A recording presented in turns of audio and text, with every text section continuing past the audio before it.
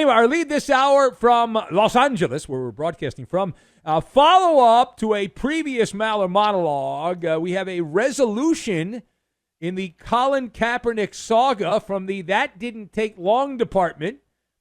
I don't know if you heard about this or not. Maybe you turned your hearing aid off. Perhaps you missed it. So Coach Jim Harbaugh has said that Colin Kaepernick will not be a player or a coach for the Los Angeles Chargers of Inglewood this season.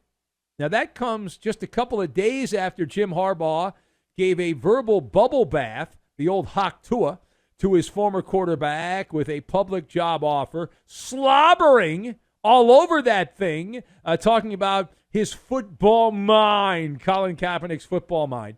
He said the following. This is the money quote from Jim Harbaugh. He said this after practice on Thursday. Quote, I love Colin, but he's not going to be on the coaching staff, which is set for this year. And he's not going to be playing on the roster either, Harbaugh declared. Now, remember, what do we always say? Everything before the word but is a lie. So when he said, I love Colin, but it's a lie. It's a lie. All right, so this is what I want to talk to you about. The question, how do you decode Jim Harbaugh closing the door on Colin Kaepernick joining the Chargers as a coach or player this season? So I have signature tune, bow nose, and turtle wax. And we will combine all of these things together, and we are going to go to the soup kitchen where you can meet Weedman Hippie. He's doing an appearance there. No, I'm kidding. I'm going to call him up after this. He called last hour, our friend from Miami, and we're going to try to help him out. We'll see if it works this time. Hopefully it will. Just spoke with him off the air a few minutes ago, and he got very upset that I could not talk. I said, I have to do the show. I can't. Anyway, get back to the monologue. So how do you decode Jim Harbaugh closing the door on Colin Kaepernick? So to kick off, this was as dependable as when you go to Starbucks. Now, I don't drink coffee, but my wife does, and so I get dragged to Starbucks. She gets me those Fugazi teas. That's what she gets me when we go. But very reliable. We've had the drinks every city we've been to. We always end up there at one point or another, and they're just they're dependable. Same quality. It's like McDonald's. But if Colin Kaepernick wanted to return to football, he would have returned to football years ago. That's not my opinion. That is not gasbaggery. That is a fact, is what it is, okay? If he wanted to be back in football, he would have been back in football. His signature tune, the theme song to the last couple of years of Colin Kaepernick, is The Weeknd's False Alarm. Everything is a false alarm. Spoiler alert, spoiler alert. Listen to this, all right? Let me give you my evidence, okay? I'm gonna be the guy giving the evidence. You tell me if you say guilty or not guilty. Kaepernick is just faking wanting to be back in football, okay? Here's my evidence. Let's go back. 2022. Colin Kaepernick had a workout with the Raiders in Vegas. Remember this? Kaepernick worked out for the Raiders. 2023. Jim Harbaugh offered Colin Kaepernick a job on the Michigan coaching staff. That's big-time Big Ten football, Ann Arbor, Michigan. Kaepernick did not take it. 2024, Kaepernick gets a call from Jim Harbaugh shortly after he gets the Charger coaching job. Hey, how would you like to coach with the Chargers? He didn't return the call. He didn't take any of those jobs. Now, you could argue the Raiders never offered him a job. That's fair. That's fair. But Michigan and the Chargers did. Do you see a pattern here? It's not patternicity. It's a legitimate pattern. Despite being a revolutionary troublemaker, he's had options. Okay? He's had options. And why hasn't he taken any of them? Why? My theory? He's following part of the Code of the West. I'm a big fan of the Code of the West. Do what has to be done. But one of the other elements of the Code of the West is ride for the brand. And when Kaepernick rejects these big-time jobs, he's riding for his brand. It would be a terrible look. Am I wrong on this? It would be a terrible look for Kaepernick to return to big-time football in any capacity. Any capacity. Here's why. I think it's kind of obvious. I think we're all grown-ups here. What is Kaepernick's identity? His whole image is that the man is trying to hold him down. He's been blackballed by the industrial complex of football, and he's fighting the machine. It is a cautionary tale. It is. It's hard to be marketing yourself as a martyr who can't get a job when you turn down a job in the NFL. But it's harder if you had taken the job as a coach with the Chargers.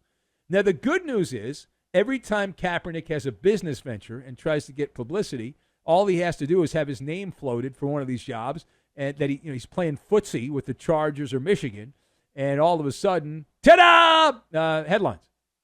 Because he's clickbait. Kaepernick at this point is just clickbait. People click on it like, wow, I can't believe this guy is saying the things he says. Why?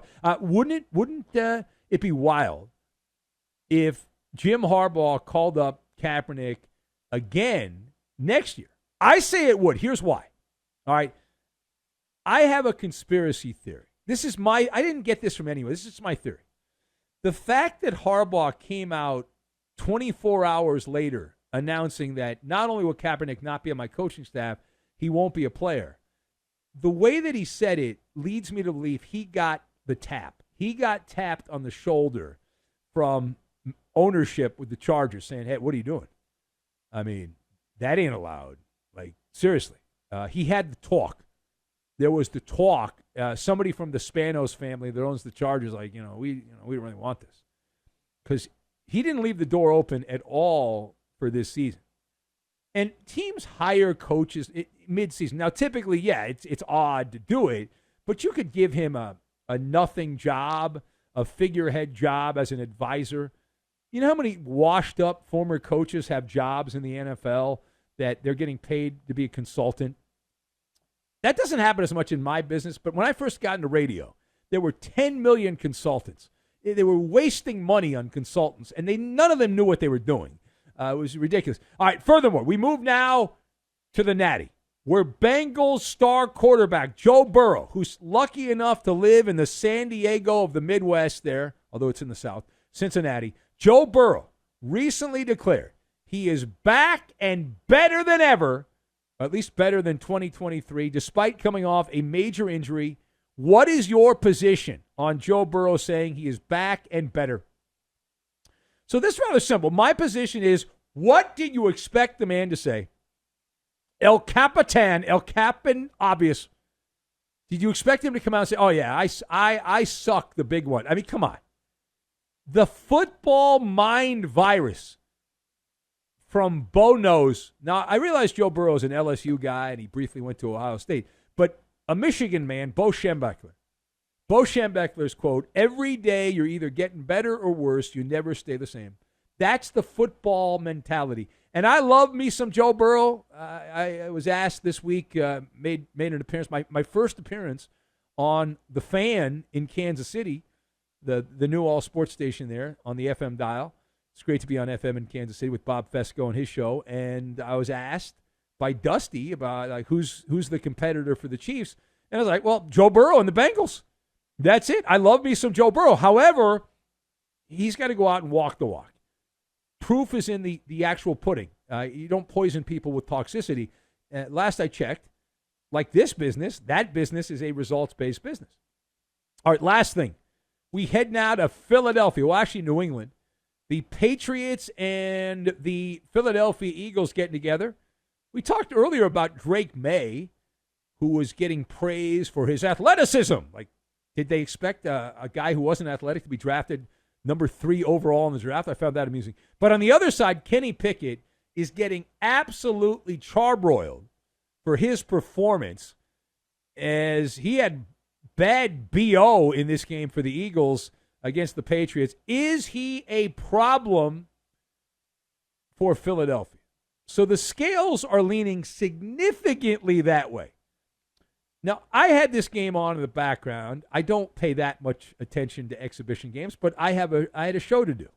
And so I was looking for things to talk about, and I thought this would be a good conversation starter. So I watched it. It was on in the background. I was doing some other stuff. But the scales are leaning towards Kenny Pickett being a big problem here. He was the epitome of captain check down. Right?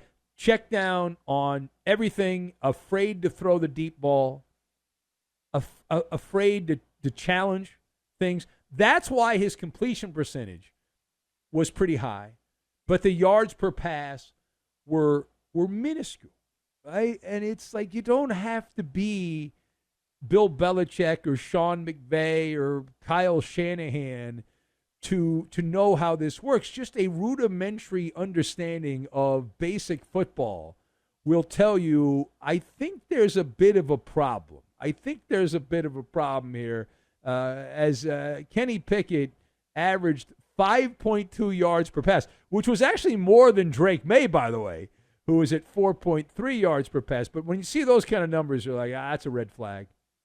That's a problem. He was so bad in that game that if you're the Eagles, you got to start making calls around the NFL. Hey, can I have your backup quarterback?